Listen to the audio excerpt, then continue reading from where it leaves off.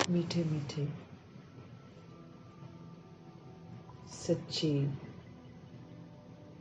प्यारे परमपिता परमात्मा जी को हाजिर नाजिर करेंगे, ब्रह्मा माँ को हाजिर नाजिर करेंगे।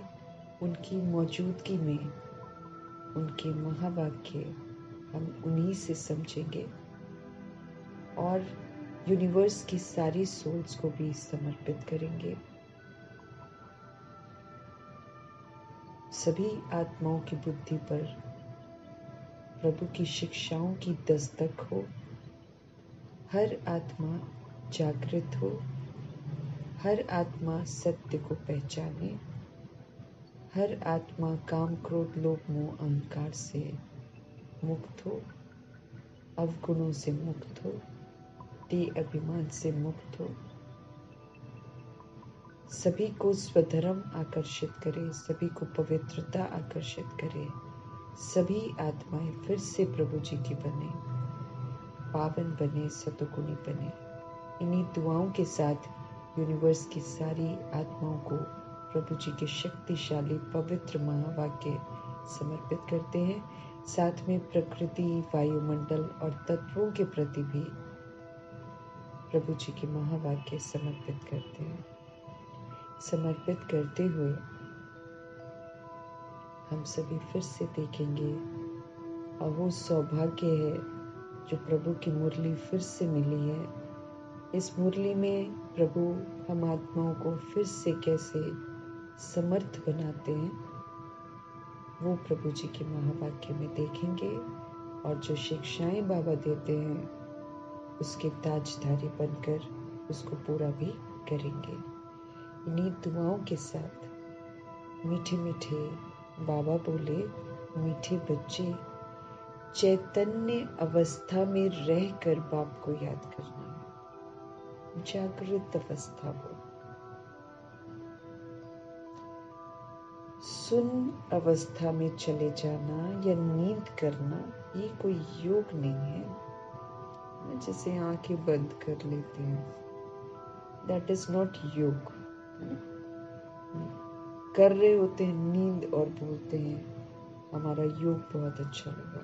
अब निद्रा अवस्था में तो आराम मिलता है ना। तो मीठे बाबा बोलते हैं चैतन्य अवस्था में रहो। ये तो बहुत बीमार है तो लेट गए, है ना। एकदम जागृत अवस्था में रहना है उनको, नींद नहीं करनी है। मीठे बाबा बोले, मीठे बच्चे चैतन्य अवस्था में रहकर बाप को याद करना है। सुन्न अवस्था में चले जाना या नींद करना ये कोई योग नहीं है। सुबह करते होंगे ना आत्माएं, अपने अपने तरीके से सब योग करते हैं, तो उसमें सुन्न अवस्था में भी जाते होंगे, वो तो नींद है ना, ये कोई योग नहीं है। प्रश्न है, तुम्हें आंखें बंद करके बैठने की मना क्यों की जाती है? उत्तर है, अगर तुम आंख बंद करके बैठेंगे तो दुकान का सारा सामान ही चोर चोरी करके ले जाएंगे। माया चोर जो है ना, बुद्धि में कुछ भी धारणा होने ही नहीं देगी। आंख बंद करके योग में बैठेंगे, नींद आ जाएगी, पता ही नहीं चलेगा। इसलिए आंखें खोल कर बैठना है। काम काज करते बुद्धि से बाप को याद करना है।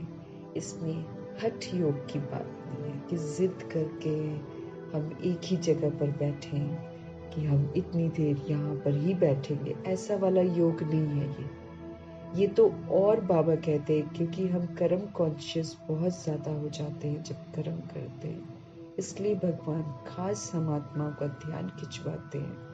चलते फिरते उठते बैठते कर्म करते हर समय प्रभु की याद बनी रहे, ऐसा अभ्यास हमको करना है। ब्रह्मा जी की लाइफ को हम देख सकते हैं, वो अगर कब वो योग करते थे अपने लिए, कब किसी को पता थोड़ी चला। कहाँ वो रात में 2 बजे के आसपास, या 2 बजे तो बाबा आकर कई बार लिखवाते थे मुरली। तो वो आत्मा तो मोस्ट ऑफ द टाइम जागृत अवस्था में ही रहे हैं, निद्राजीत होकर रहे हैं, लेकिन बड़े सचेत रहे हैं वो हर समय। इतनी सारी जिम्मेवारियों को संभालते हुए वो प्रभु को याद करने का अटेंशन रखते थे। आंख बंद करके भक्ति मार्ग में ये विधि है। इधर उधर कहाँ भी है तो आंखें खोल कर देखते हैं। जहाँ बाबा कहते हैं, एक मुरली में बाबा ने बोला है कि जहाँ आंखें खोलनी है वहाँ बंद कर लेते हैं, और जहाँ आंखें बंद करनी चाहिए, गंदे चित्र नहीं देखने हैं, गंदगी नहीं देखनी, वहां पर आंखें खोल लेती हैं आत्माएं। और मंदिरों में जाकर जहाँ खोलनी चाहिए वहां पर बंद कर लेती हैं। यहाँ ज्ञान मार्ग में अब बाबा ने सिस्टम बिल्कुल चेंज कर दिया। बाबा ने बोला यहाँ तो जागृत अवस्था में रहना है, हर वक्त ये जागृति रहे कि मैं कौन हूँ, मैं किसकी हूँ और मुझे क्या करना है। तो यहाँ पर तो योग में भी बैठे हैं तो आंख बिल्कुल खुली होनी चाहिए। तो अगर हम आंख बंद करते हैं तो हमारे बाबा बोलते हैं दुकान का सारा सामान ही चोर चोरी करके ले जाएंगे। है ना, हमारी अवस्था जो है, जिस अवस्था में रहना चाहिए, जो स्मृति में रहना चाहिए, बाबा के साथ जो हमारा एक्यूरेट योग होना चाहिए, वो सारा का सारा उससे वंचित कर देगी।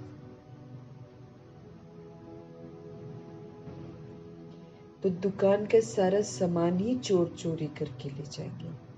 माया चोर जो है वो बुद्धि में कुछ भी धारणा होने ही नहीं देगी। आंख बंद करके योग में बैठेंगे, नींद आ जाएगी, पता ही नहीं चलेगा। इसलिए आंखें खोल कर बैठना है। काम काज करते बुद्धि से बाप को याद करना है। इसमें हठ योग की तो कोई बात ही नहीं है। किसी भी तरीके काम को हठ योग नहीं करना है। ओम शांति। रूहानी बाप कहते हैं बच्चों को, ये भी बच्चा है ना। कौन? ब्रह्मा जी। देहधारी सभी तो बच्चे ही हैं बाबा के। तो रूहानी बाप आत्माओं को कहते हैं, आत्मा ही तो मेन है। वो है तो शरीर चल रहा है, वो नहीं है तो शरीर मुर्दा है। तो मेन आत्मा ही तो मुख्य है। ये तो अच्छी रीति समझो। यहाँ जब सामने बैठते हो तो ऐसे नहीं शरीर से न्यारा होकर गुम हो जाना है। शरीर से न्यारा हो गुम हो जाना ये कोई याद की यात्रा की अवस्था थोड़ी है। यहाँ तो सुजाग होकर बैठना है, जागृत, एकदम अलर्ट, अटेंटिव होकर बैठना है। चलते फिरते उठते बैठते अपने को सोल समझना है कि मैं एक आत्मा हूँ। आत्मा समझेंगे तो कल बाबा ने बोला तभी प्रभु जी याद आएंगे। देहधारी समझेंगे तो देहधारी ही याद आएंगे। यहाँ पर सुजाग होकर बैठना है। चलते फिरते उठते बैठते अपने को आत्मा समझ बाप को याद करना है। बाप ऐसे नहीं कहते हैं कि यहाँ बैठे बेहोश हो जाओ। ऐसे बहुत बैठे बैठे गुम हो जाते हैं। तुम्हें तो सुजाग होकर बैठना है और फिर पवित्र भी तो बनना है। हमें तो याद से पाप भस्म करने हैं, हमें याद से पवित्र बनना है। तो हमको तो जागृत अवस्था में योग करना है। पवित्रता बिगड़ तो धारणा भी नहीं होगी। हम जब तक पवित्रता की प्रतिज्ञा नहीं करेंगे, हम अपने को आत्मा नहीं समझेंगे, तब तक तो धारणा भी नहीं होगी। ना तो फिर धारणा हमें होगी और ना हम किसी का कल्याण कर सकेंगे, किसको कह भी नहीं सकेंगे। खुद पवित्र रहते नहीं हैं और दूसरों को कहते हैं, वो तो पंडित हो गया ना। हम खुद रहते नहीं हैं और हम दूसरों को कहे जा रहे हैं। हम खुद समझ ही नहीं रहे हैं कि हम आत्मा हैं और हम सबको कहे जा रहे हैं कि आत्मा हो आप। हम खुद बहुत सारी चीज़ों को धारण नहीं कर रहे हैं, लेकिन हम दूसरी सोल्स को कहते हैं ऐसा करना चाहिए, वैसा करना चाहिए। तो ये तो पंडित हो गया ना। मियाँ मिट्ठू भी नहीं बनना है। मियाँ मिट्ठू मीन्स हम ये करते हैं, हम ये करते हैं। मियाँ मिट्ठू भी नहीं बनना। वो खाली करते नहीं है लेकिन ऊपर से बोलते हैं ऐसे करते हैं, ऐसे करते हैं। फिर बाबा कहते हैं बोलते, ये सत्य मार्ग है ना। अगर हम मियाँ मिट्ठू बनते भी हैं, दिल अंदर खाता रहेगा, क्योंकि दिल तो सच बोलेगा ना अंदर। कौन सा दिल? जो आत्मा के अंदर दिल है, वो अंदर खाता ही रहेगा, है ना। अंदर खालीपन अनुभव होगा, ऐसा फील होगा कि हम सही नहीं कर रहे हैं। ऐसे मत समझो हम शून्य में चले जाते हैं, आंखें बंद हो जाती हैं। ये कोई बाबा कहे याद की अवस्था में, याद की अवस्था नहीं है। इसमें तो चैतन्य अवस्था में रहकर बाबा को याद करना है। नींद करना कोई याद करना नहीं है। बच्चों को कई पॉइंट्स समझाई जाती हैं। शास्त्रों में दिखाया गया है, 7वीं भूमिका में चले जाते हैं। वो तो बहुत सारा कॉम्प्लिकेशन है जो भक्ति में बताते हैं। वो जो चक्र भी बताते हैं, एक कौन सा चक्र कौन सा, वो तो बहुत कॉम्प्लिकेटिंग है। 7वीं भूमिका में चले जाते हैं। उनको दुनिया का पता ही नहीं पड़ता, ऐसा बोलते हैं। तुमको तो दुनिया का पता है ना, ये छी दुनिया है। बाप को कोई जानते ही नहीं है, इसीलिए गंदे कर्म करते। हम सब भी बाबा को नहीं जानते थे ना, तो हम अनाथ थे। वो शरीर के माँ बाप तो अब पता चला है कि कार्मिक रोल्स होते हैं, और हम 63 जन्म में 63 माँ बाप बनाते हैं, बनते भी होंगे हम। वो तो हमको समझ नहीं थी ना पहले। बाबा से मिलने के पहले तो हम दैहिक रिश्तों में ही खो जाते हैं ना। लेकिन हम ये नहीं समझ पाते हैं कि जब कभी भी हमको बीमार होते हैं या फिर मुसीबत में फंसते थे या फिर कभी कोई चीज़ ठीक नहीं होती थी, तो शरीर के माँ बाप भी यही बोलते थे, भगवान को याद कर, भगवान को याद कर, भगवान सब कुछ ठीक कर देगा। ऐसा बोलते, नहीं जानते हैं भगवान को लेकिन तो भी बोलते थे। तो माँ बाप जो शरीर के होते हैं वो ठीक नहीं कर सकते ना, वो पैसे खर्च कर सकते हैं, लेकिन जो आत्मा भोगना भोगती है वो वाकई प्रभु की याद से ही उस भोगना से बाहर आ सकती है। ये हकीकत है। तो ये छी दुनिया है, हमको मालूम है। अब बाप को तो कोई जानते नहीं है ना, अब लिहाज नहीं है कि बाप कौन है, नहीं मालूम है कि परमात्मा जिसको हम कभी कभी याद करते हैं वो हमारा पिता है, हम आत्माएं हैं, नहीं मालूम। अभी भी बाबा का यही कहना है कि हमको हर वक्त ये याद रहना चाहिए कि हम शिव बाबा के बच्चे हैं। अगर हम याद रखेंगे शिव बाबा के बच्चे हैं तो हम कभी भी गलत कर्म नहीं करेंगे, क्योंकि फिर तो बहुत अलर्ट रहना है कि हम रिप्रेजेंट कर रहे हैं भगवान को सबके सामने। हम कह रहे हैं लोगों को कि हम भगवान के बच्चे हैं, तो वो तो हमारे कहने से थोड़ी मानेंगे, वो हमारे आचरण को देखते हैं, तब वो स्वीकार करेंगे कि हाँ ये अलौकिक है, ये भगवान के बच्चे हैं। तो हमको हर वक्त याद रहना चाहिए शिव बाबा के हम बच्चे हैं। जैसे दादियाँ थी, वो हमेशा याद रखती थी कि बाबा हमको देख रहे हैं, बाप दादा सामने है। प्रकाश मणि दादी लेटे भी होते थे, यूं उठ जाते थे, बाप दादा देख रहे हैं,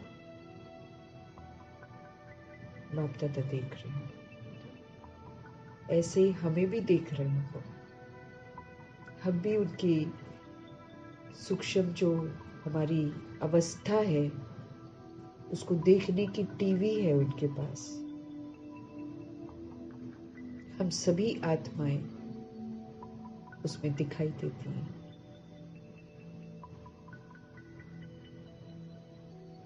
तो अब तो हम बाप को जान गए हैं। तो जब हम बाप को जान गए हैं और हम इस बात को जान गए हैं कि हम आत्मा पवित्रता के सागर परमपिता परमात्मा की संतान है, तो हमको बहुत अलर्ट और अटेंटिव रहना है। बाप को कोई जानते नहीं है। अगर बाप को जानते तो सृष्टि चक्र को भी जान जाए। बाबा बतलाते हैं ये चक्र ड्रामा का कैसे फिरता है, कैसे हम सोल्स ऊपर से आती हैं, कैसे हम बॉडी लेते हैं, कैसे हम शुरू में होते हैं, फिर कैसे पुनर्जन्म में आकर नीचे गिर जाते हैं। बाप बतलाते हैं ये चक्र जो है कैसे फिरता है, मनुष्य पुनर्जन्म कैसे लेते हैं।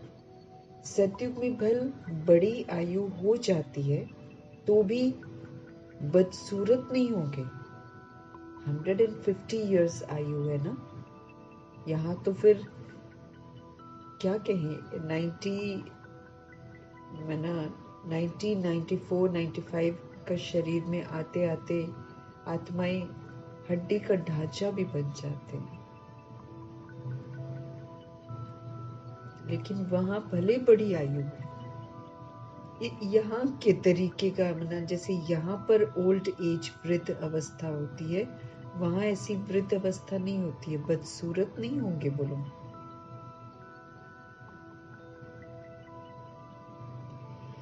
बाकी सन्यासी जो है उनका तो हठ योग है, आंखें बंद करना, गुफाओं में बैठे बैठे बदसूरत बन जाना, मिट्टी ही पूरी जम जाती। इतना लगातार वो बैठते हैं कि पूरी मिट्टी की परत भी ऊपर बन जाती है। गुफाओं में बैठे बैठे बदसूरत बन जाना, तुमको तो बाप कहते हैं ऐसा कुछ करना नहीं है। गृहस्थ व्यवहार में रहते बस अलर्ट रहना कि मैं आत्मा परमात्मा का बच्चा हूं। जो भी गृहस्थ व्यवहार में रहती हैं आत्माएं, ऐसा नहीं है कि गृहस्थ बनाना है। अब गृहस्थ बनाना नहीं है, लेकिन जो ऑलरेडी बना हुआ है उसमें सुजाग होकर रहना है। मैं कौन हूँ? आत्मा परमात्मा का बच्चा हूँ। तो मुझे क्या करना है, ये स्मृति सदा रहे।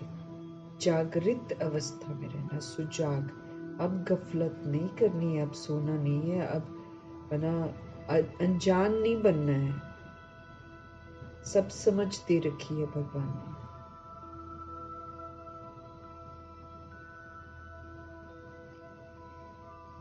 गृहस्थ व्यवहार में रहते सुजाग रहना है।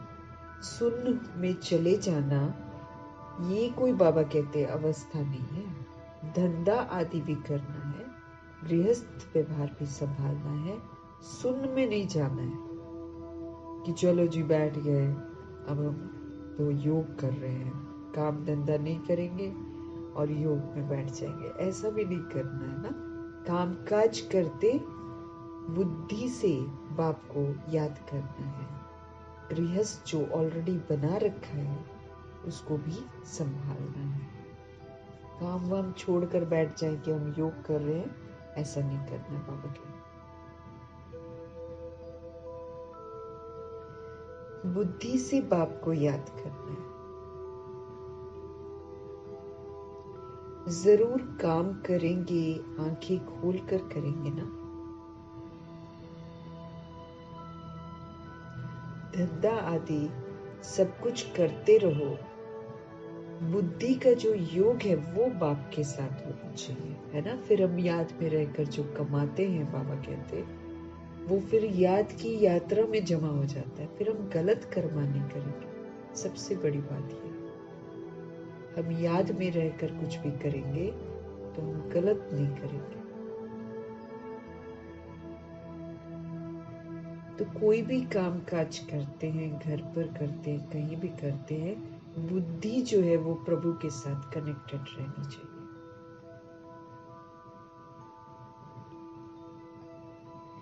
कोई भी कार्य करेंगे तो आंखें खोल कर करेंगे ना। धंधा आदि सब कुछ करते रहो, बुद्धि योग बाप के साथ लगा हुआ होना चाहिए।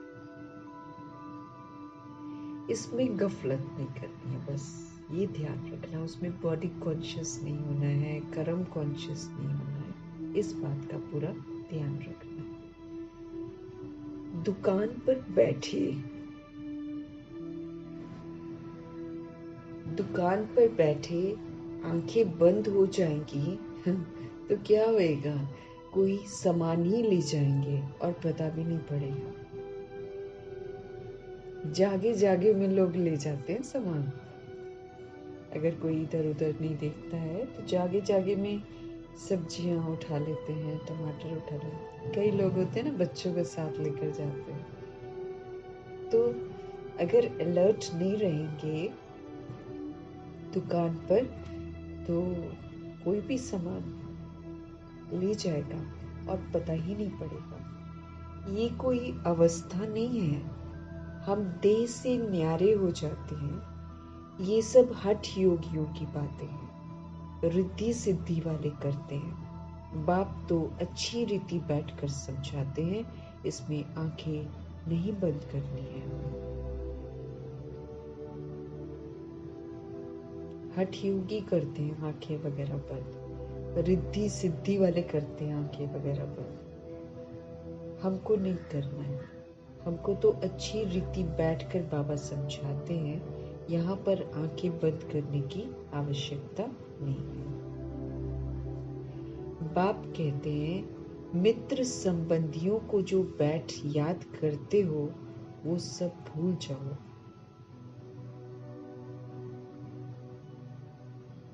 कई लोग फ्रेंड्स को याद करते हैं, कई लोग रिलेटिव्स को याद करते हैं।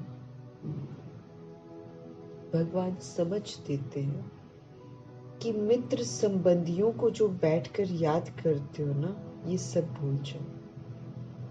एक बाप को अब हमको याद करना है हर समय। सिवाय याद की यात्रा के पाप तो कट नहीं सकते।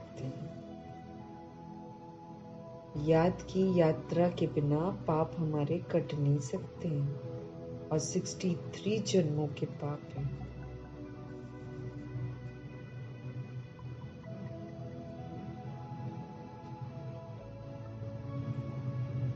भोग ले जाते हैं, गुम हो जाते हैं सूक्ष्म वतन। इसमें बाबा कहते क्या होता है? जितना समय वहां है विक्रम विनाश हो न सके।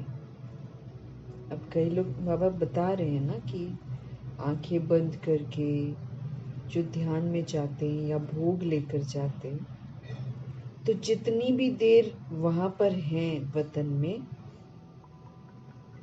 तो ये नहीं समझना है कि विक्रम मेरे विनाश होते, नहीं होते। जितना समय वहां है विक्रम विनाश हो न सके, शिव बाबा को याद कर न सके, न बाबा की वाणी सुन सकेंगे, तो घाटा पड़ जाता है। परंतु ये ड्रामा में नूंद है, इसलिए जाते। वतन में जितनी देर जाते हैं, आप कई लोग बोलते हैं ना हमें तो साक्षात्कार नहीं होता है, हम तो वतन में नहीं जा पाते हैं ना। बाबा स्पष्ट कर रहे हैं कि ऐसा नहीं सोचना है कि हम वहां जाते हैं बुद्धि से तो मेरे विक्रम विनाश हो रहे हैं। न तो विक्रम विनाश होते हैं, न शिव बाबा को याद कर सकते हैं, और न बाबा की वाणी सुन सकते हैं। घाटा पड़ जाता है। लेकिन बाबा कहे ये ड्रामा में नूंद है, इसलिए जो है जाते हैं भोग लेकर, फिर आकर मुरली सुनते हैं। इसलिए बाबा कहते हैं जाओ, फौरन आओ, बैठो नहीं।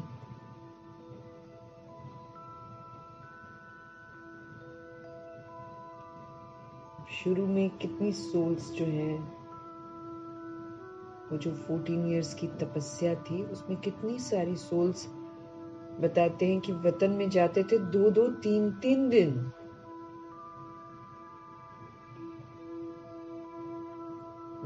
जागृत नहीं होते थे। 2-2 3-3 दिन वैसे ही रहते थे।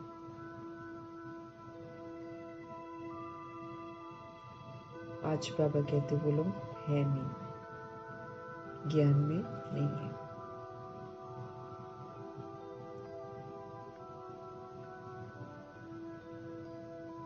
अब यहाँ तो मुरली पहले होती है और फिर भोग लगता है, लेकिन बाबा कह रहे हैं कि कहीं पर होता होएगा ना, पहले भोग लगाते होंगे फिर आकर मुरली सुनते हैं। इसलिए बाबा कहते हैं जाओ, फौरन आओ, बैठो नहीं वहां पर। खेल पाल करना बाबा ने बंद कर दिया, क्योंकि कल जन्माष्टमी थी ना, उसमें सोल्स रास करती हैं संदेशियों के साथ, रास करते हैं, कहीं पर बहुत ज्यादा भी करते होंगे। तो वो जो खेल पाल करना जो है, ये बाबा ने बंद कर दिया है। इसीलिए जाओ, फौरन आओ, बैठो नहीं। तो खेल पाल करना बाबा ने बंद कर दिया कि रास करो, है ना, रास करती है ना तुम्हें, ये तो बाबा ने बंद कर दिया। ये भी घूमना फिरना रुलना हुआ ना, ये क्या हुआ? बाबा इसको क्या कहते हैं? कि घूमना फिरना रुलना है ना, वेस्ट ऑफ टाइम है। भक्ति मार्ग में रुलना पिटना बहुत होता है, क्योंकि अंधियारा मार्ग है। ये तो फिर वही हो जाता ना, ब्रह्मा जी के समय को हम देख लें, त्योहार तो उनके समय में भी आते थे, परंतु वो लोग ऐसे नहीं करते थे, कोई भी त्योहार नहीं मनाते थे वो लोग, क्योंकि बाबा कहते थे कि जो हम भक्ति मार्ग में करते हैं वो हम यहाँ नहीं कर सकते। फिर फायदा क्या ना, अंतर क्या होएगा? फिर वही भक्ति वाली चीजें यहाँ भी कर रहे हैं, वैसे सेलिब्रेशन जैसे उधर होता है वैसे यहाँ भी करते हैं, तो फिर डिफरेंस क्या होगा? इसलिए बाबा के महावाक्य हैं कि जो भक्ति में हम सब करते थे वो अब हम नहीं कर सकते।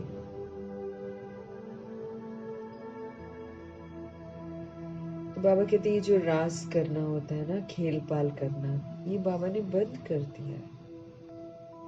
ये भी घूमना फिरना रुलना हुआ ना। भक्ति मार्ग में तो ऑलरेडी रुलना पिटना बहुत होता है, क्योंकि वो तो है ही अंधियारा मार्ग, लेकिन अभी तो हमको सारी समझ मिलती है। मीरा ध्यान में वैकुंठ में चली जाती थी, कहते जा थोड़ी सकती है, लेकिन ध्यान में वैकुंठ में चली जाती थी। वो योग व पढ़ाई थोड़ी थी, ना उसको योग कह सकते हैं ना उसको पढ़ाई कह सकते हैं। क्या उसने सदगति को पाया? अब मीरा जो ध्यान में जाती थी, वैकुंठ कहती थी, वैकुंठ में चली जाती है, तो बाबा कहते उसको योग और पढ़ाई थोड़ी कहेंगे, इसलिए उसकी सदगति भी नहीं हो पाई। स्वर्ग जाने लायक बनी क्या? नहीं, स्वर्ग जाने लायक भी नहीं बनी। जन्म जन्मांतर के उसके पाप कटे? नहीं कटे, बिल्कुल नहीं कटे। जन्म जन्मांतर के पाप तो बाप की याद से ही कटते हैं, और वो भी सुजाग याद, आत्मा परमात्मा की याद में, आत्मिक स्थिति हो, जागृत अवस्था हो कि मैं सोल हूं, बॉडी का भार खत्म हो जाए। जन्म जन्मांतर के पाप तो बाप की याद से ही कटते हैं, बाकी साक्षात्कार आदि से तो कोई फायदा नहीं होता है। कईयों को शौक है, चाहना है कि हमको साक्षात्कार हो, लेकिन प्रभु जी समझ देते हैं कोई फायदा नहीं है। ये तो सिर्फ भक्ति है, इसको भक्ति ही बोलेंगे बाबा। न याद है और न ज्ञान है, क्योंकि शिव बाबा को भी याद नहीं कर सकते हैं और कोई नॉलेज भी नहीं। भक्ति मार्ग में ये सिखलाने वाला कोई होता ही नहीं, तो सदगति को भी कोई पाते नहीं, क्योंकि कोई सिखाता भी नहीं ना, कोई समझ भी तो नहीं देता वहां पर। भल कितना भी साक्षात्कार हो, शुरू में तो बच्चियां आप पे ही चली जाती थी। शुरू में 14 वर्ष की तपस्या में अपने आप चली जाती थी, मम्मा बाबा थोड़ी जाते थे। ये भी देखो, बड़ा ध्यान देने की बात है। मम्मा बाबा नहीं जाते थे। माँ को तो, जगदम्बा माँ को तो एक भी साक्षात्कार नहीं हुआ। ब्रह्मा जी को स्थापना का हुआ और विनाश का हुआ। बाकी जितनी ऊपर की इंफॉर्मेशन है वो संदेशियां लेकर आती थी, ध्यान में चली जाती थी। तो मैंने तो पढ़ा, 2-2, 3-3 दिन ध्यान में रहती थी।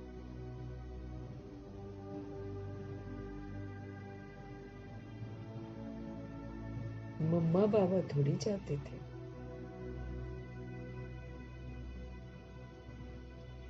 तो हमको कुछ भी देखना है तो मम्मा बाबा को देखना है, वो लोग क्या करते थे। आज तो बहुत कुछ करते हैं, हमको नहीं देखना है वो, न फॉलो करना है, न उसमें शामिल होना है। शामिल भी होते तो फिर हम प्रभु की अवज्ञा कर बैठते हैं ना। सेलिब्रेशंस जो होती हैं, जो स्थूल विधियां होती हैं, उसमें तो फिर डिटैच रहना है।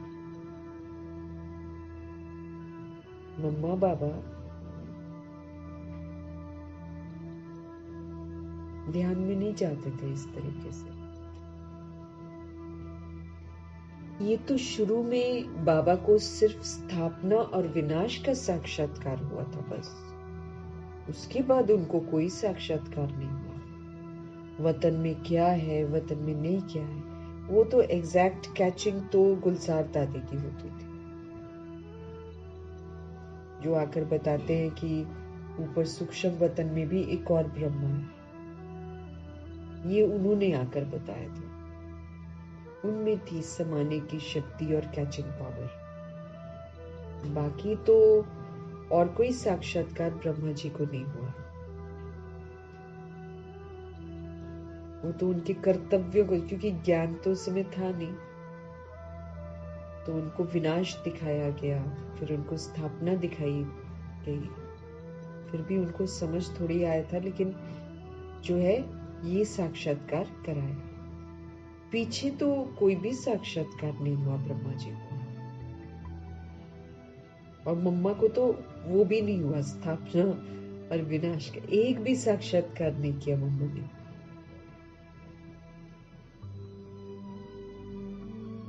हम किसको भी भेजते नहीं है। ब्रह्मा जी कह रहे हैं हम नहीं भेजते हैं किसी को कि जाकर तुम ध्यान में जाओ या साक्षात्कार करो। हाँ, बिठाकर कह देते हैं बाबा इनकी रस्सी खींचो, है ना, इनका बुद्धि का योग आपके साथ लग जाए। वो भी ड्रामा में होगा तो रस्सी खींचेंगे, नहीं तो नहीं।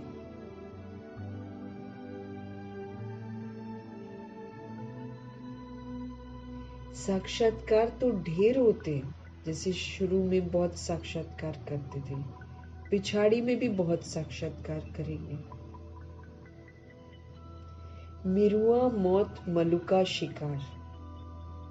अब शुरू में ज्ञान नहीं था ना, तो फिर कैसे अट्रैक्ट हुई थी सोल्स, जब उन्होंने ब्रह्मा जी को कृष्ण के रूप में देखा, कभी ब्रह्मा जी को नारायण जी के रूप में देखा, तो लोग खिंचे हुए आ गए, इसलिए साक्षात्कार हुआ था। ढेर हुए थे शुरू में। तो जैसे शुरू में बहुत साक्षात्कार करते थे, पिछाड़ी में भी साक्षात्कार जो है वो करेंगे। मिरुआ मौत मलुका शिकार। माना जैसे हिरन है, उसका शिकार करता है शिकारी, तो मिरुआ मौत मतलब हिरन के लिए तो मौत है, उसके लिए तो मृत्यु है। लेकिन वो जो शिकारी है, मलुका है, उसके लिए तो वो शिकार है, उसकी तो खुशी का ठिकाना नहीं है। और इधर मिरुआ हिरन के लिए मौत है। ऐसे ही दुनिया के लिए विनाश है, लेकिन प्रभु के जो बच्चे हैं, जो सूर्यवंशी बनते हैं, उनके लिए तो स्थापना है, उनके लिए तो वर्षा है।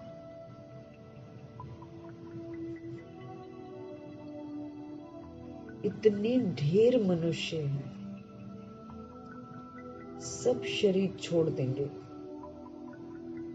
करोड़ों है, करोड़ों, सब शरीर छोड़ देंगे।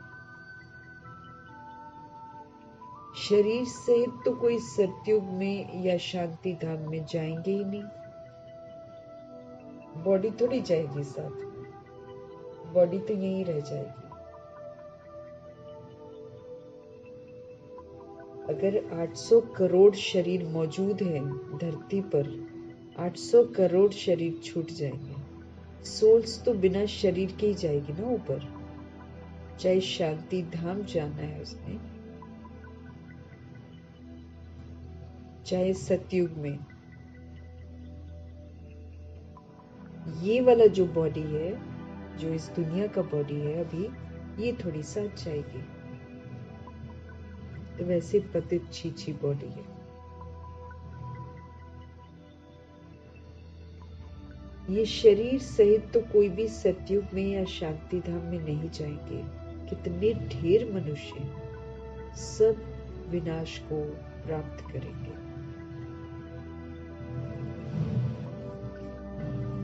मनुष्य किसको बाबा बोलते? जो विकारी होता है उसको मनुष्य बोलते। तो विकारों का विनाश होना है यहाँ पर। तो कितने ढेर मनुष्य हैं, सब विनाश को प्राप्त करेंगे। बाकी एक आदि सनातन देवी देवता धर्म की स्थापना हो रही है। किसके द्वारा? ब्रह्मा के द्वारा। तुम बच्चियां गांव-गांव में जाकर कितनी सर्विस करती हो। यही कहती हो कि अपने को आत्मा समझ, अब बाप को याद करो। प्रभु का संदेश देते हैं ना, तो प्रभु का संदेश तो यही है कि अपने को आत्मा समझो और बाप को याद करो। सन्यासी तो राजयोग सिखलाना जानते ही नहीं है। बाप के बिगर राजयोग सिखलावे कौन? कोई है जो सिखा सकता है? कोई भी नहीं है। तुम बच्चों को बाप अभी राजयोग सिखला रहे हैं, फिर जो राजयोगी बन जाता है, जो राजा बनकर अपने पर राज्य करता है। अपने पर राज्य करना मतलब पहले हम दूसरों पर राज्य करते थे, अब बाबा ने बोला है अपने पर आप राज्य करो, अर्थात अपनी कर्म इंद्रियों के द्वारा सतयुगी और सतोगुणी पाठ बजाओ। दुनिया तो कलयुगी है, जैसे उस दिन कितना सुंदर बाबा ने बताया था। अपने को आप पारस समझो, आप पारस हो।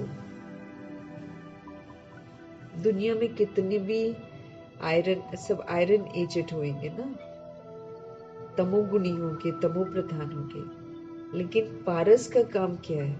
पारस लोहे के साथ भी अगर होता है तो लोहे को भी पारस बना देता है। तो अपना फर्ज क्या है कि कोई कैसा भी हो, मेरे को याद रखना है कि मैं पारस हूँ, और पारस का कर्तव्य है दूसरी सोल को ठीक करना अपने संग से, अपने थॉट से, शुभ भावना, शुभकामना से। बस वो कैसा है, वो ऐसा है, वो वैसा है, नहीं। पारस दूसरे लोहे को भी पारस बना देता है। तो राजयोगी वो होता है जो राजा बनती है। आत्मा अपने आप को राजा समझती है, राजा समझकर फिर कर्म इंद्रियों के द्वारा सतोगुणी और सतयुगी पाठ बजाती है। कोई कुछ भी करे, वो 7 गुणों का सुख सबको देंगे, वो दैवी गुणों का सुख देंगे। बाप बिगड़ तो कोई राजयोग सिखलावे, कोई है ही नहीं जो सिखाएगा। तुम बच्चों को बाप अभी राजयोग सिखला रहे हैं। राजयोग सिखाकर भगवान हमको स्वराज्य अधिकारी बनाते हैं। अपने को तुम ठीक कर लो, ये बोलते हैं। दूसरों पर राज्य करते हैं तो दूसरे तो सुनते नहीं हैं। इसीलिए अपने को अपने पर राज्य करना है, अपने कर्म इंद्रियों को सिविल बनाना है, अपनी सूक्ष्म शक्ति मन बुद्धि संस्कार को प्रभु में एकाग्र करके ईश्वरीय संस्कारों को यूज करना है।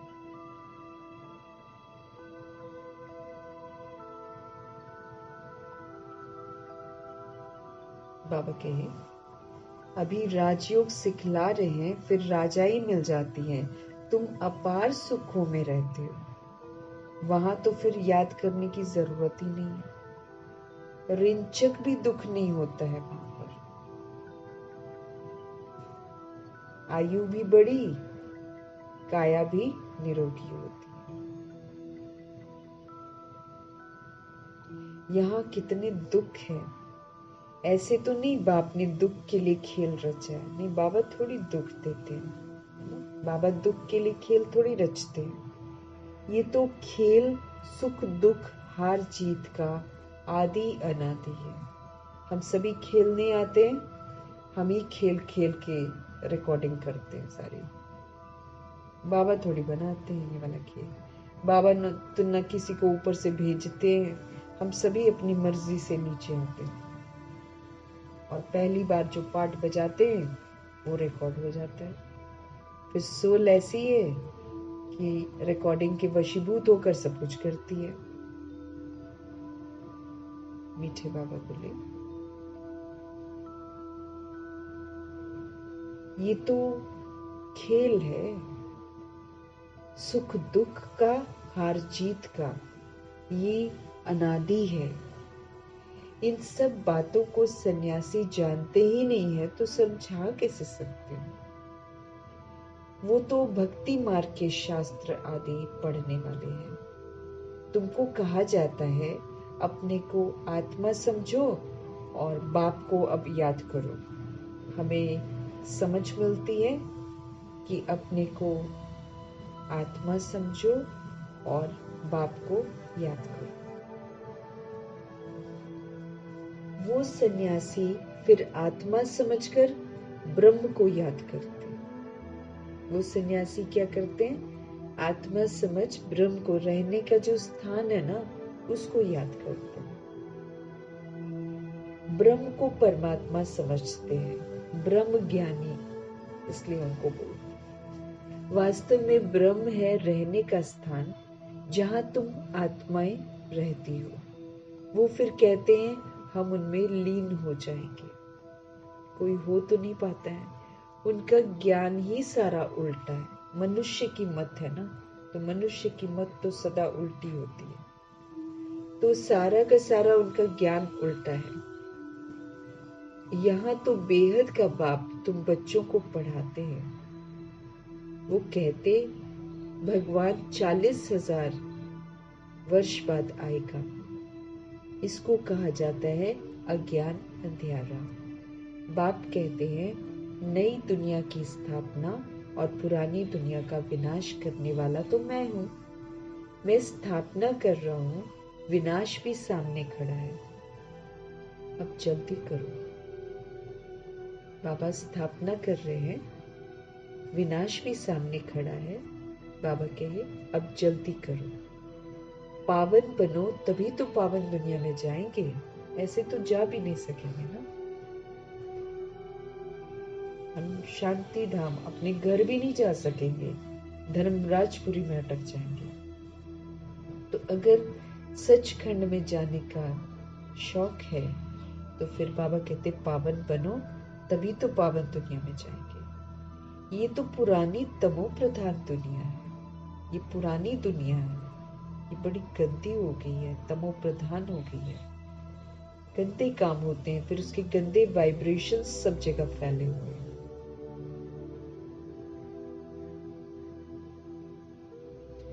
देखते हैं गंदी चीजें और फिर बोलते हैं समाज में ये वाली गंदगी नहीं होनी चाहिए। ऐसी सोच रखती है आत्माएं, क्योंकि अनजान है ना। जिस काम को हमेशा कहते गलत है गलत है गलत है, वही काम फिर खुद ही उसमें बंधन में बांधते हैं। तो वाइब्रेशंस तो वायुमंडल में वही फैलते हैं ना। तो बाबा कहते हैं ये तो पुरानी दुनिया है, ये तो तमो प्रधान हो गई है। लक्ष्मी नारायण का राज्य थोड़ी है ये। इनका राज्य नई दुनिया में था, अब नहीं है। ये पुनर्जन्म लेते आए हैं। शास्त्रों में तो क्या क्या लिख दिया है। कृष्ण को दिखाया है अर्जुन के घोड़े गाड़ी में बैठा है, ऐसे नहीं कि अर्जुन के अंदर कृष्ण बैठा है। कृष्ण को कैसे दिखाया है? कृष्ण को दिखाया है अर्जुन के घोड़े गाड़ी में बैठा है, ऐसे नहीं कि अर्जुन के अंदर कृष्ण बैठा है। कृष्ण तो देहधारी था ना कोई लड़ाई आदि की बात है। लेकिन उन्होंने क्या दिखा दिया? पांडवों और कौरवों का लश्कर अलग अलग कर दिया कि ये आपस में लड़ते हैं। अब पांडव आकर बाबा ने बताया वो तो प्रीत बुद्धि आत्माएं हैं, उनको तो परमात्मा से सच्ची प्रीत होती है। वो तो हर तरह की हिंसाओं को छोड़ देते हैं। और फिर ये महाभारत का युद्ध दिखाकर क्या दिखाते हैं कि पांडवों की और कौरवों की लड़ाई हुई है। ये भक्ति मार्ग के अथाह शास्त्र बना रखे हैं और खुद ही लिखते हैं फिक्शन है, लिखते भी हैं ये काल्पनिक है, फिर उसको सत्य भी समझते हैं। तो बदतर बुद्धि हो गए ना सारे। भक्ति मार्ग के अथाह शास्त्र हैं। सतयुग में ये नहीं होते हैं, वहां तो ज्ञान की प्रालब्ध राजधानी है। ज्ञान से मिली हुई प्रालब्ध है, वो भगवान से मिली हुई प्रालब्ध है, वो राजधानी है। वहां सुख ही सुख है। बाप नई दुनिया स्थापन करते हैं तो जरूर नई दुनिया में सुख होगा ना। बाप कभी पुराना मकान बनाते हैं क्या? बाप तो नया मकान बनाते हैं। इस दुनिया को ही सतो प्रधान दुनिया, उस दुनिया को जो बाबा स्थापन करते हैं उसको सतो प्रधान दुनिया कहा जाता है। अभी तो सब के सब तमो प्रधान अपवित्र हैं।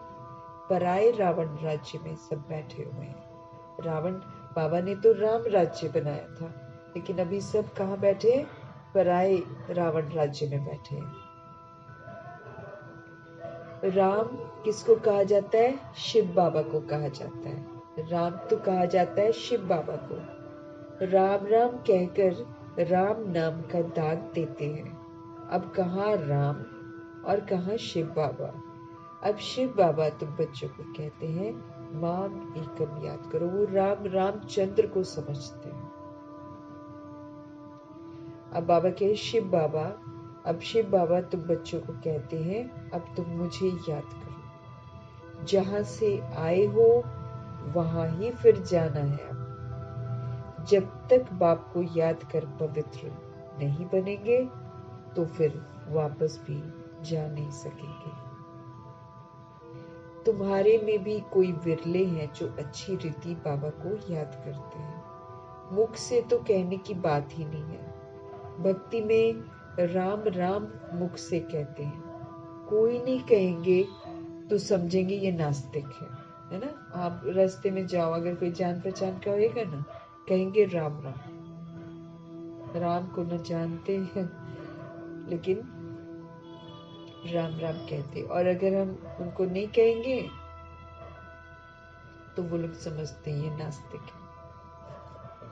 कितना आवाज करके गाते हैं। आजकल कहते ना राम राम एक, राम राम दो, राम राम तीन, ऐसे 108 बार बोलते हैं। तो बाबा कहते कितना आवाज करके गाते हैं। जितना झाड़ ये सृष्टि का बड़ा होता है, उतनी भक्ति की सामग्री भी फिर बड़ी ही होती जाती है। बीज कितना छोटा होता है। तुमको कोई चीज नहीं, कोई आवाज नहीं, यहाँ पर हमको आवाज नहीं करना है। सिर्फ कहते हैं अपने को आत्मा समझ, अब मुझे याद करो। मुख से कहना भी नहीं है ना शिव बाबा शिव बाबा। लौकिक बाप को भी बच्चे बुद्धि से याद करते हैं ना, कि नाम बुलाते हैं, ऑटोमेटिकली याद करते हैं। बाबा बाबा बैठकर कहते थोड़ी है। तुम अभी जानते हो आत्माओं का बाप कौन है। आत्माएं तो सब भाई भाई हैं। आत्मा को और कोई नाम नहीं है, कोई नाम, आत्मा ही बोलेंगे ना उसको। तो आत्मा का नाम नहीं है, शरीर का नाम पड़ता है। अब देखो जब वो पैदा होती है, आत्मा जब शरीर लेकर पैदा होती है, तो नाम लेकर उसके माथे पर लिखा थोड़ी होता है कि ये इसका नाम ये है या फिर ये इस धर्म की है। कुछ लिखा होता है? कुछ भी नहीं लिखा होता है। नाम कौन रखते हैं? जिनके घर में वो सोल आती है वो नाम रखते हैं। तो आत्मा का कोई नाम नहीं होता है। वो तो देह में आती है और जिस घर में पैदा होती है उस घर के लोग नाम रखते हैं। अदरवाइज तो आत्मा को और कोई नाम नहीं है। बाकी शरीर का नाम वो बदलता है। आत्मा तो आत्मा ही है, वो भी परम आत्मा। उनका नाम है शिव। उनको अपना शरीर है ही नहीं। बाप कहते हैं मुझे भी अगर शरीर होता तो फिर मुझे भी पुनर्जन्म में आना पड़ता। तो बाबा को कोई शौक नहीं है हम लोग की तरह पुनर्जन्म में आने का। उनको बिल्कुल, वो शांत अकेले ऊपर ही रहना पसंद करते, पुनर्जन्म में नहीं आते। क्योंकि वो कह रहे हैं कि अगर मैं शरीर ले लेता तो फिर मुझे पुनर्जन्म में आना पड़ता। आधार लेते हैं ना, आधार लिया मतलब फंस गए। निराधार होना है। अब हम निराधार आत्माएं ऊपर से नीचे आई। इसलिए बाबा हमको बार बार बोलते हैं कि तुमने जो ये विस्तार कर रखा है ना, परिवार रच कर, इससे बुद्धि का योग तोड़ दो। वापस घर जाएंगे, कोई रिश्ता साथ नहीं जाएगा। तो बुद्धि से अब उनको छोड़कर हमको निराधार बनना है। आधार बना लेते ना, ये हमारे वो है, ये हमारा बच्चा है, ये हमारा ये है, रिश्तेदार है, और उम्मीद रखते हैं ना कि साथ देंगे, है ना। ऐसे करके सोल जो है आधार लेती है। बाबा कहते कोई भी साथ नहीं देगा, इसलिए पहले ही निराधार बन जाओ। एक प्रभु को अपना आधार बनाना है। आत्मा का साथी परमात्मा ही है, देहधारी साथी नहीं है। आज आपके साथ है, कल आपको छोड़ देंगे। देहधारी ऐसे है ना। अगर वैसे नहीं छोड़ते तो शरीर छूट जाता है।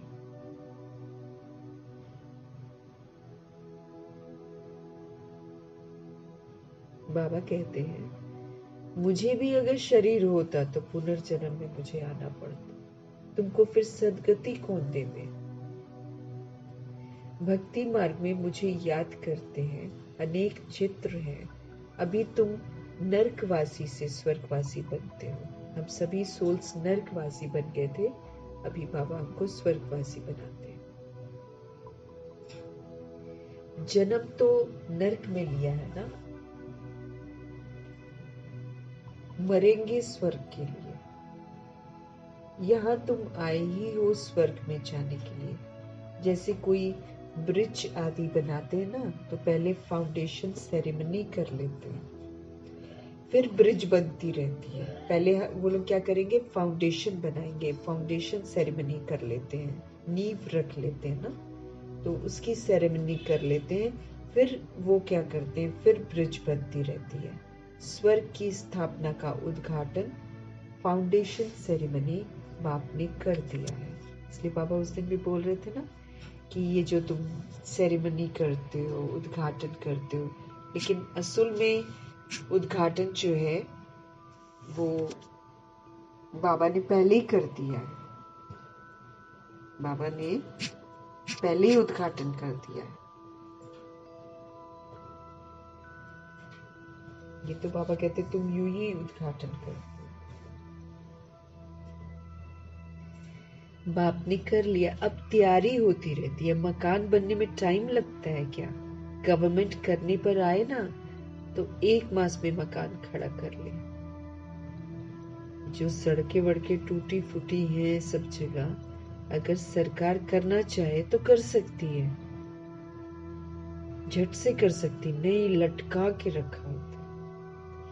दुनिया में अब ऐसा हो गया है कि आत्माएं जो है एक दूसरे को कुर्सी के लिए ना नीचे खींचते रहते हैं। तो ये गवर्नमेंट अगर करने पर आए ना, पैसा बथेरा है, गवर्नमेंट करने पर आए तो 1 मास में मकान खड़ा कर ले। विलायत में तो मकान तैयार मिलते हैं। स्वर्ग में तो बहुत विशाल बुद्धि सतो प्रधान होते हैं। साइंस की बुद्धि तीखी होती है, झट बनाते जाएंगे।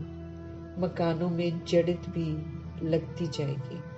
आजकल इमिटेशन देखो कितनी जल्दी बनाते रहते हैं, वो तो फिर रियल से भी जास्ती चमकता है। सोना वगैरह अगर आप जाकर देखो तो नकली वाले की कितनी ज्यादा चमक है असली से। इमिटेशन इतनी जबरदस्त करते हैं, डायमंड्स वगैरह की भी। नकली डायमंड ज्यादा चमकदार होते हैं। आजकल इमिटेशन देखो कितनी जल्दी बनाते रहते हैं, वो तो फिर रियल से भी जास्ती चमकता है। और आजकल की मशीनरी से झट बना लेते हैं। वहां मकान बनने में देरी नहीं लगती है, सफाई आदि होने में टाइम लगता है। ऐसे नहीं कि सोने की द्वारिका समुद्र से निकल आएगी।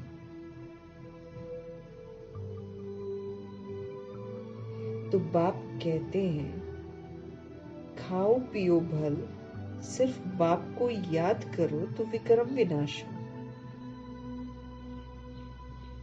याद जरूरी है।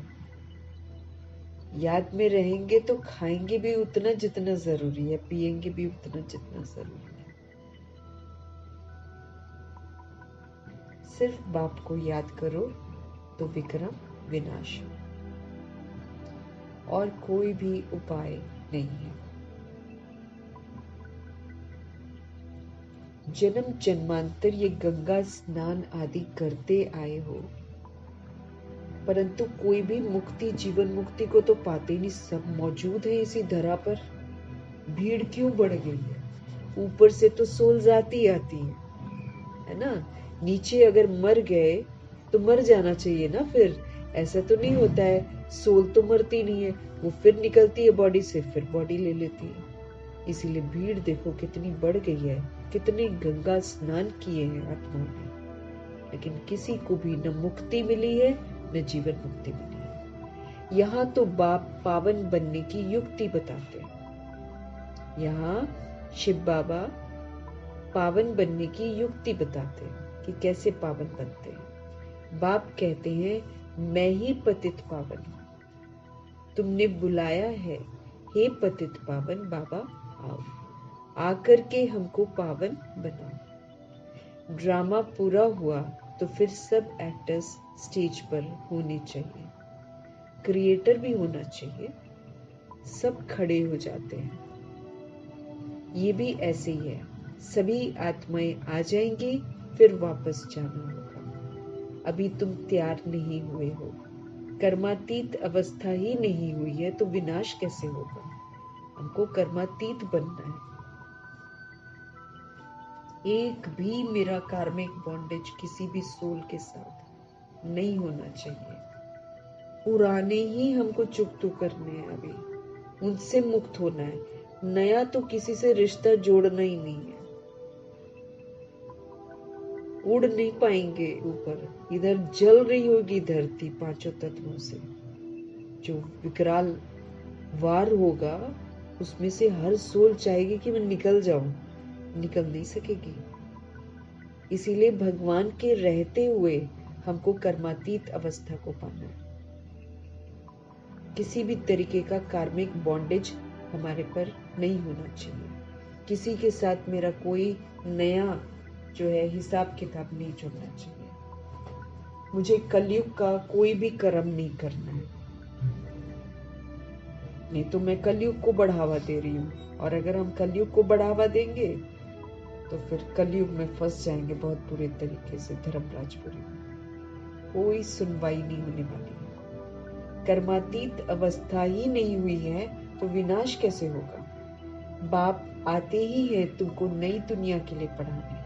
अभी ये समय है पढ़ने का, ये समय है प्रभु को याद करने का, ये समय है अपने विक्रम विनाश करने का, ये समय है कर्मातीत बनने का, विकर्माजीत बनने का, कर्म इंद्रिय जीत बनने का,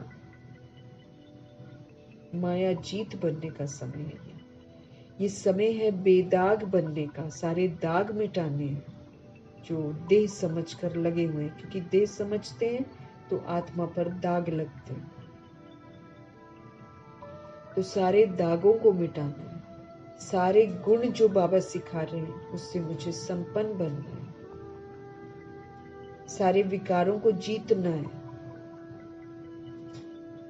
संपूर्ण निर्विकारी बनना है, अहिंसा परमो धर्मी बनना है, सब तरह की हिंसाओं को छोड़ना है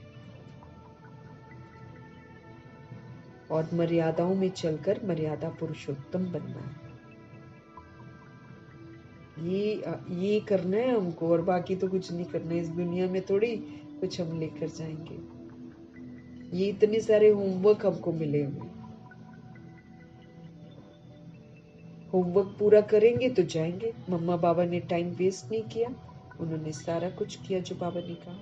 ऐसे हमको फॉलो फादर करना है, नहीं तो कड़ी सजाओं के पात्र बन जाएंगे। क्योंकि न तो हम अपना कल्याण कर रहे हैं और न हम विश्व के कल्याण में कुछ सहयोग दे रहे हैं, तो सजा ही खाएंगे ना फिर।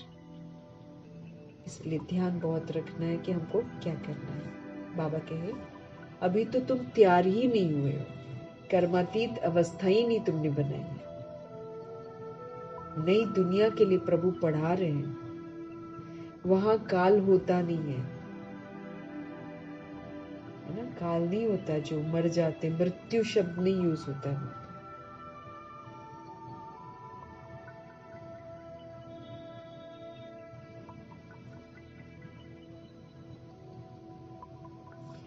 तुम काल पर जीत पाते हो। अभी हम जीतते मना, अभी जैसे होता है कि कोई भी कभी भी मर सकता है, शरीर कभी भी छूट सकता है, लेकिन जब हम काल पर जीत पाते हैं तो 150 इयर्स तक कोई बीच में नहीं आता। बाबा कहे वहां काल होता ही नहीं है ना। हम 150 इयर्स के बाद अपना शरीर छोड़ेंगे, अगर हम वहां जाते हैं तो। पहले लायक बनना है ना हमें। तो कौन जीत पहनाते हैं? कालों का काल। अभी बाबा हमको ऐसा बनाते हैं, कालों का काल है शिव बाबा, तो वो हमको काल पर जीत पहनाते। माना अगर हम श्रीमत पर चलते हैं, संपूर्ण पवित्र बनते हैं, जितनी भी क्वालिफिकेशन बाबा कहते हैं वो सब जब हम कर लेते हैं, होमवर्क सारा पूरा कर लेते हैं, तो तथा अस्तु हो जाता है। फिर 150 वर्ष की आयु हमारी फिक्स हो जाती है। उसके बीच में न कोई बीमारी होती है और न हम बदसूरत बनते हैं जैसे यहाँ पर बन जाती हैं सोल्स, और न ही हमको कोई मृत्यु आ सकती है। 150 इयर्स के बाद पूरी समझ के साथ हम बॉडी छोड़ते हैं। फिर हमको ये भी मालूम होता है कि कहाँ पर मैंने जाना है, वहां चले जाते हैं। तो कौन जीत पहनाते हैं? कालों का काल। वो कितनों को साथ ले जाते हैं। तुम खुशी से जाते हो। अभी तो सारी दुनिया सारी सोल्स को लेकर जाएंगे, लेकिन कई रो रो कर, कई तड़प तड़प कर, कई मच्छरों की तरह मार खा खा कर जाएंगे।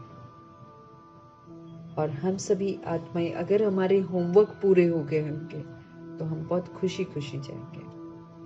अब बाप आए हैं सबका दुख दूर करने, इसलिए उनकी महिमा गाते हैं। गॉड फादर लिबरेट करो दुख से।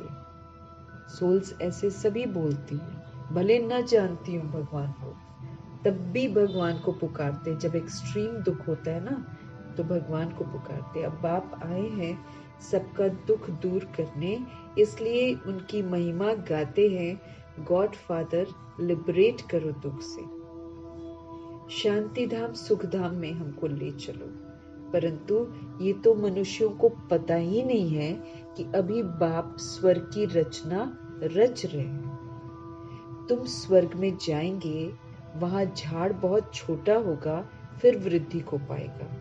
अभी और सभी धर्म है, लेकिन प्रभु के स्थापन किया हुआ जो धर्म था वो नहीं है। वो पवित्रता का धर्म नहीं है। नाम, रूप, राजाई आदि सब बदल जाती है। पहले डबल ताज था, फिर सिंगल ताज वाले होते हैं। सोमनाथ का मंदिर बनाया है, कितना धन था। पहले डबल ताज थे, बाबा कहते रतन जड़ित ताज भी था और फिर पवित्रता का ताज भी था। फिर द्वापर युग में एक ताज होता है, कलयुग में एक भी नहीं होता। आजकल जो राज्य सत्ता है उसमें किसी के पास ताज है ही नहीं।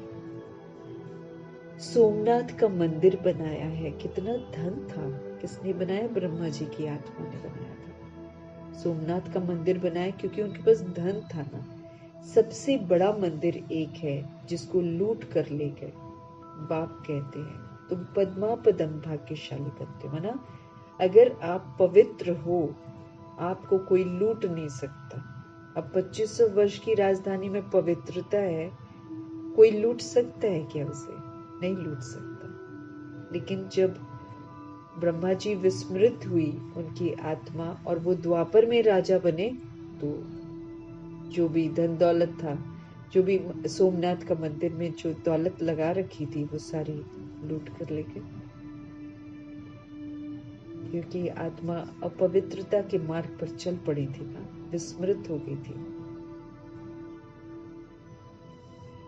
सबसे बड़ा मंदिर था ये सोमनाथ का, जिसको लूट कर ले गए। बाप कहते हैं तुम पद्मा पदम भाग्यशाली बनते हो। कदम कदम पर बाप को याद करते रहो तो पदम इकट्ठे होते रहेंगे। हम याद में रहेंगे ना, हमारी कमाई जमा जमा जमा होती जाएगी। फिर हम क्या बन जाएंगे?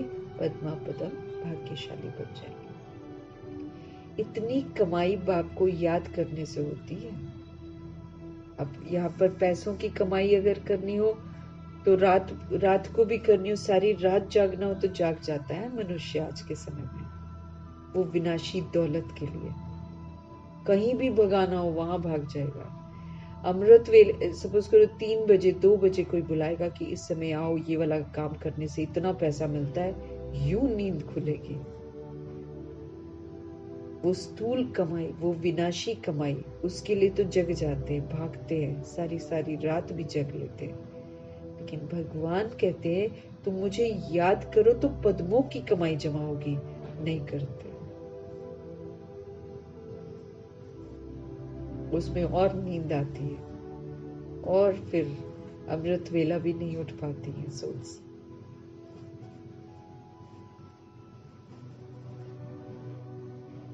फिर देखना चाहिए किसके हाथ का खा कर रहे हैं। अगर अमृत वेला मिस हुआ है, देखना है किसके हाथ का मैंने खाना खाया है।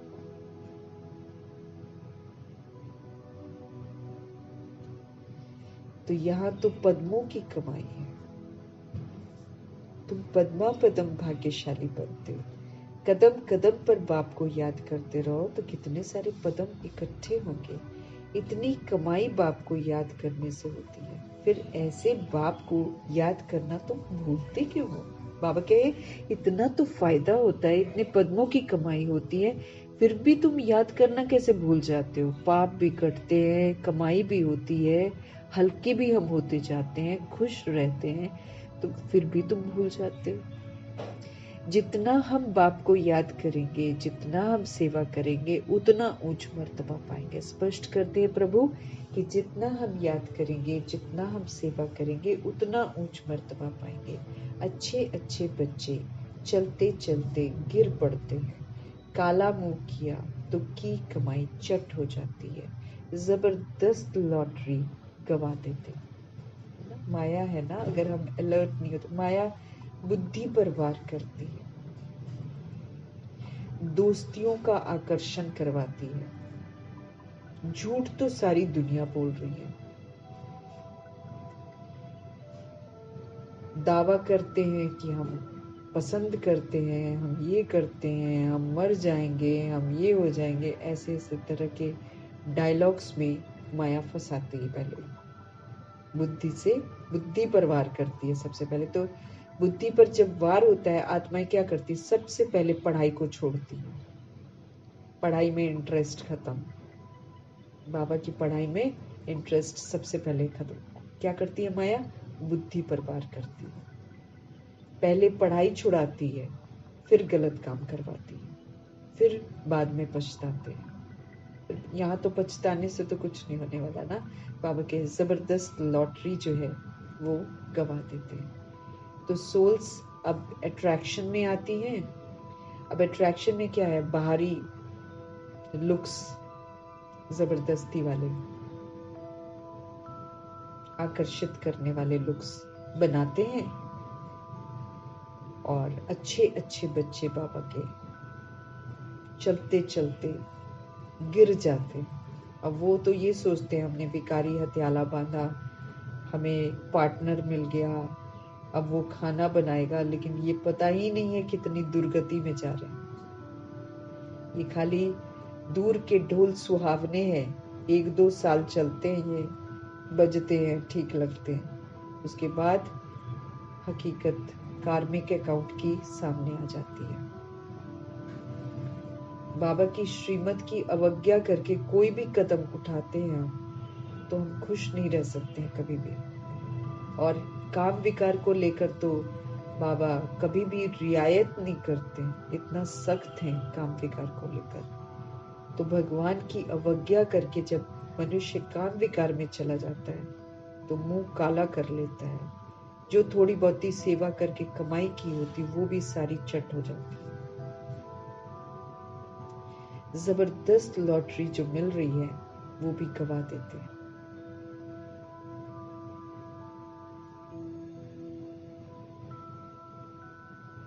अच्छा, अब बाबा को जो जो ड्रामा में दिखाई देता होगा वो समझाने बाबा देते जा रहे हैं।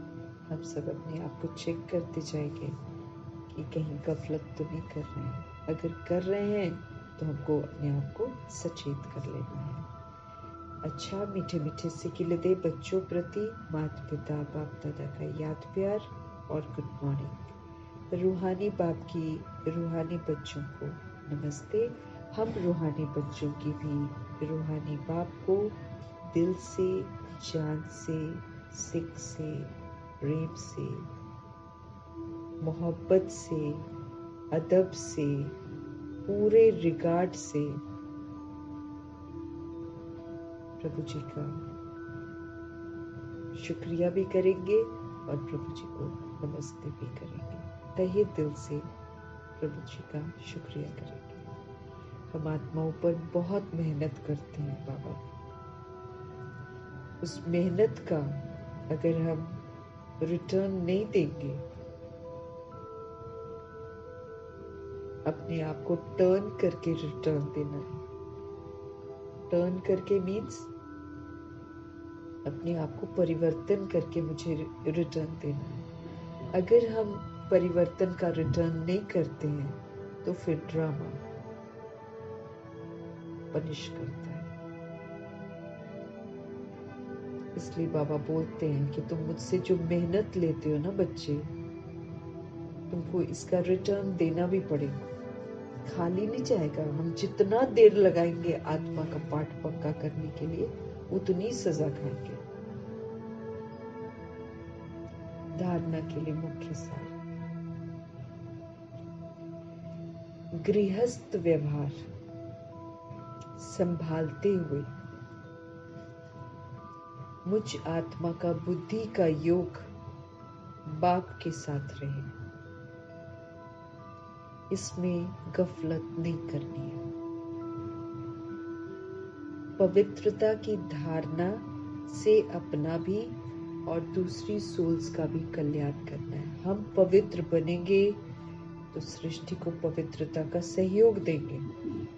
कितने सबसे बड़ा तो ये रिटर्न देना है कि सृष्टि को पवित्र बनाना है, उसमें मुझे सहयोग देना है। वायुमंडल को सशक्त बनाना है, प्रकृति को सतो प्रधान बनाना है। कैसे करेंगे? प्योरिटी से। तो पवित्रता के फिर वाइब्रेशंस फैलेंगे तो द्वापर युग और कलयुग की आत्मा में भी पवित्रता आनी शुरू हो जाएगी।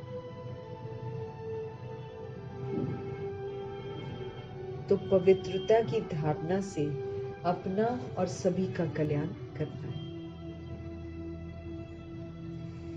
याद की यात्रा और पढ़ाई में ही कमाई है। याद की जो यात्रा है और पढ़ाई है, इसमें ही कमाई है। ध्यान दीदार तो घूमना है, इसलिए उससे कोई फायदा नहीं है। जितना हो सके बाबा कहे जागृत अवस्था में रहो, सुजाग रहो, अलर्ट रहो। बाप को याद करके अपने सारे विक्रम विनाश करो। नहीं करेंगे तो धर्मराजपुरी में करवाए जाएंगे, करने तो पड़ेंगे। 63 जन्म देह समझा है, उससे जो मैंने विक्रम किए हैं उसको अगर हम बाबा के रहते हुए विनाश नहीं करते हैं तो धर्मराजपुरी हमको पकड़ेगी, उसी में अटक जाएंगे। बनना तो पड़ेगा ही आत्म अभिमान, पवित्र तो बनना ही पड़ेगा, उससे नहीं बच पाएंगे हम कि हम बच जाएंगे, चलो जी नहीं करा, हम बाबा के नहीं बने, कोई नहीं चलता है। चलेगा नहीं। बाबा ने उस दिन भी बोला था कि कई बच्चे चला रहे हैं, चलता है, इतना तो चलता है, इतना भी नहीं करेंगे तो क्या होगा। बाबा बोले 2 गुना 3 गुना 100 गुना होकर सजाओं के लिए जमा हो रहा है। किसकी अवज्ञा हम कर रहे हैं? ऑलमाइटी अथॉरिटी की। तो फिर कहां से बचेंगे? ड्रामा छोड़ेगा ही नहीं।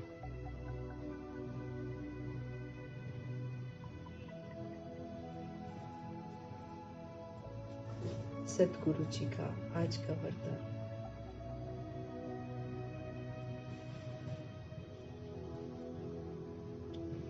श्रेष्ठ स्मृति के द्वारा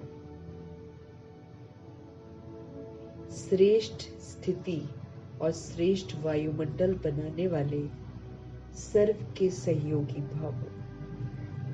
हमको तो वर्ल्ड की सारी सोल्स को सहयोग देना है।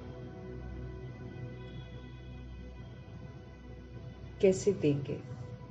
जब हम भगवान जो स्मृतियां हमको दिलाते हैं सत्यता की, जब वो स्मृतियां श्रेष्ठ स्मृतियां जो हैं वो हमारी पक्की हो जाए तो उससे मेरी स्थिति श्रेष्ठ हो जाएगी।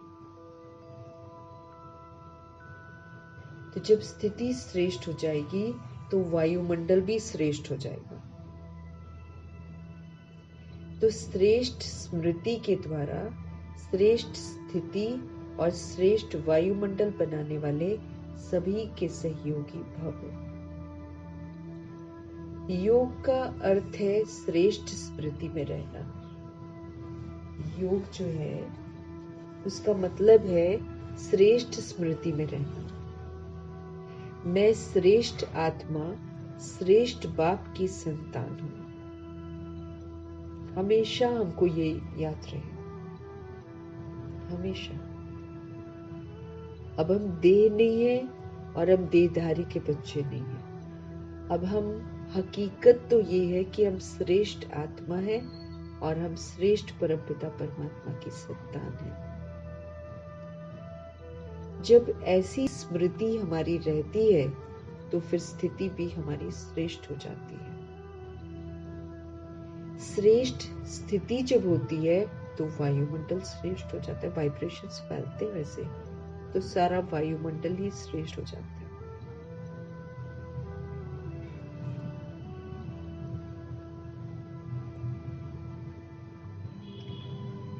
श्रेष्ठ स्थिति से श्रेष्ठ वायुमंडल स्वतः ही बनता है, जो अनेक आत्माओं को अपनी ओर आकर्षित करता है।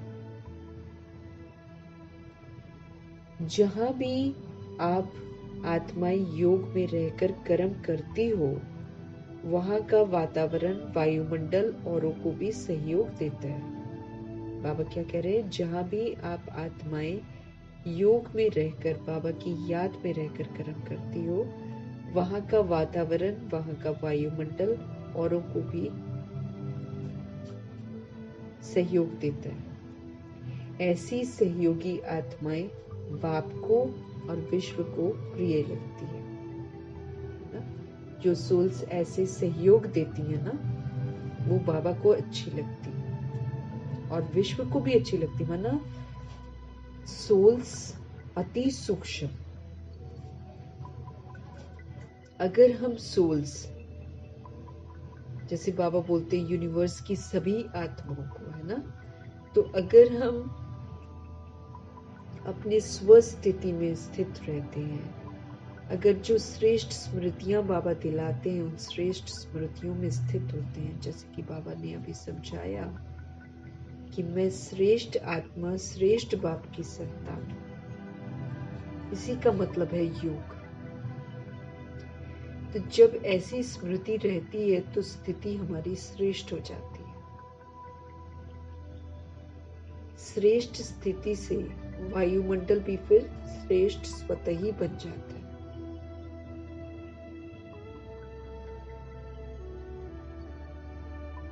श्रेष्ठ स्थिति से श्रेष्ठ वायुमंडल स्वतः ही बनता है, जो अनेक आत्माओं को अपनी ओर फिर अट्रैक्ट करता है। जहां भी आप आत्माएं योग में रहकर कर्म करती हैं, बाबा के जहां भी आप आत्माएं योग में रहकर कर्म करती हो, वहां का वातावरण, वहां का वायुमंडल औरों को भी सहयोग देता है। सोल्स कैच करती हैं। जब हम ऐसा करते हैं ना, तो सारी सोल्स कैच करती हैं। जो ये स्थिति है हमारी, उस स्थिति में जो मेरे थॉट्स चलते हैं, वो पूरे वातावरण, वायुमंडल फैलते और औरों को भी सहयोग देते हैं। ऐसी सहयोगी आत्माएं बाबा को और साथ में विश्व को प्रिय लगती है।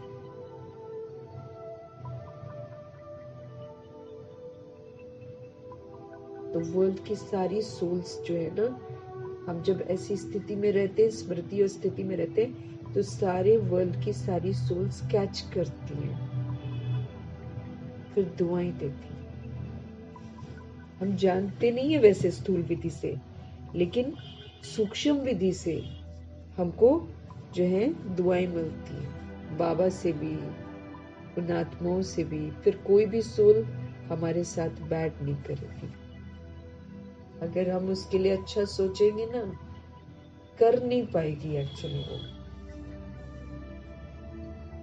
तो अपनी स्मृति पक्की करनी है, जो सच वाली स्मृति है कि हम सोल्स हैं और कोई हम ऑर्डिनरी सोल्स नहीं है, हम श्रेष्ठ आत्माएं हैं, हम श्रेष्ठ बाप के बच्चे हैं। ये स्मृति हमारी स्थिति को भी श्रेष्ठ बना देती है। फिर जो ये श्रेष्ठ मेरी स्थिति है, वो वायुमंडल को श्रेष्ठ बना देती है ऑटोमेटिकली, जो अनेक आत्माओं को फिर अपनी ओर आकर्षित करता है। जहां भी आप आत्माएं योग में रहकर कर्म करती हैं, वहां का वातावरण, वहां का वायुमंडल औरों को भी सहयोग देना शुरू करता है। ऐसी जो सहयोगी सोल्स होती हैं, वो बाबा को भी प्रिय लगती हैं और विश्व को भी प्रिय लगती हैं। तो हमको स्मृति को श्रेष्ठ बनाना है। सतगुरु जी का स्लोगन है, अचल स्थिति के आसन पर बैठने से ही राज्य का सिंहासन मिलेगा, यूं ही नहीं मिलेगा। अगर हम पूरा संगम युग अचल स्थिति के आसन पर बैठेंगे, हिलेंगे नहीं, हिलाने वाली बातें बहुत आएंगी, व्यर्थ सोचवाने वाली बातें बहुत आएंगी, नेगेटिव सोचवाने वाली बातें भी बहुत आएंगी, हलचल में लाएंगी हमको। लेकिन जो सदा अचल स्थिति के आसन पर बैठते हैं, हिलते नहीं हैं, प्रभु की याद में रहते हैं, स्मृति में रहते हैं, वही राज्य का सिंहासन ले पाते हैं। क्योंकि जो अचल स्थिति में रहती हैं आत्माएं, वो कैसी भी आयरन एजेड वायुमंडल हो, सोल्स हो, वो अपने स्वस्थिति का पाठ ही बजाएगी। तो जो अचल स्थिति में स्थित होकर सतोगुणी और सतयुगी पाठ बजाते हैं, प्रभाव मुक्त रहते हैं, लगाव मुक्त रहते हैं, दबाव मुक्त रहते हैं, अभी संगम युग में वही फिर भविष्य में राज्य सिंहासन को प्राप्त करते हैं। यहाँ पर राज्य करना बहुत, दिस इज मैंने अपने ऊपर राज्य ही तो कर रहे हैं, तभी तो अचल स्थिति है। अपने ऊपर राज्य करना है। ये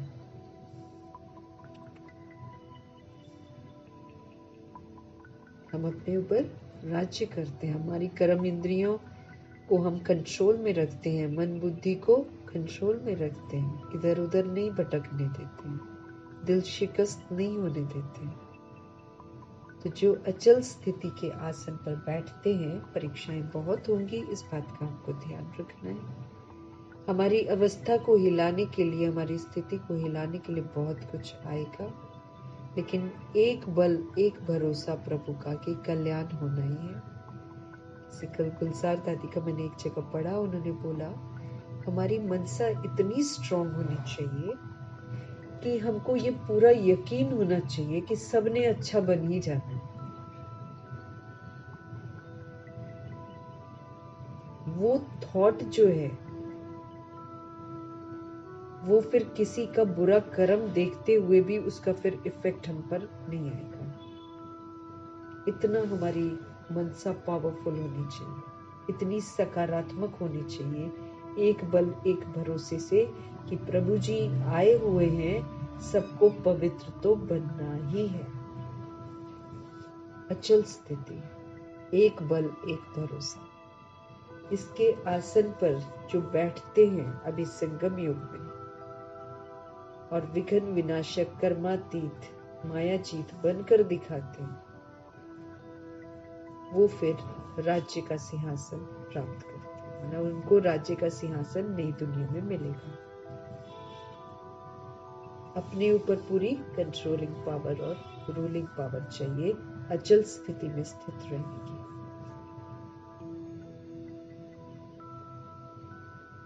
हम आत्माओं को श्रेष्ठ बनाने वाले परमपिता परमात्मा जी का धन्यवाद करेंगे।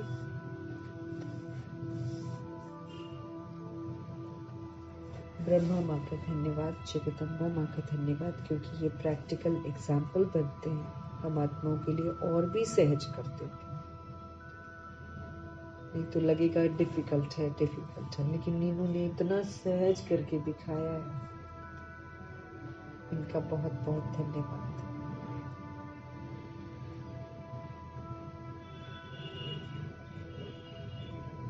अष्ट रत्नों का धन्यवाद, एडवांस पार्टी की सारी सोल्स का धन्यवाद, नवग्रहों का धन्यवाद, बची हुई 16,108 करोड़ आत्माओं में से सभी का धन्यवाद, पांचों तत्वों का धन्यवाद, धरती आकाश जल वायु अग्नि का धन्यवाद,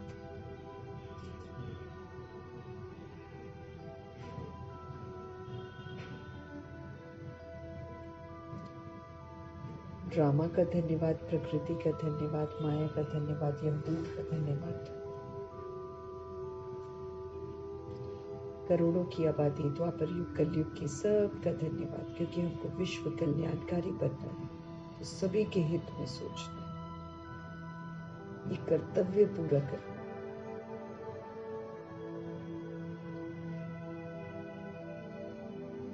साधनों का धन्यवाद, साधन बनाने वालों का धन्यवाद, साथ में रहने वाली सोल्स का धन्यवाद,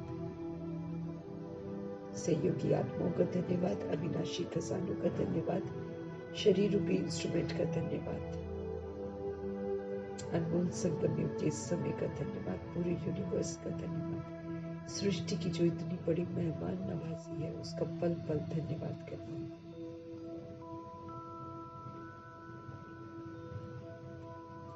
पवित्र बन, पवित्रता का सहयोग देना है।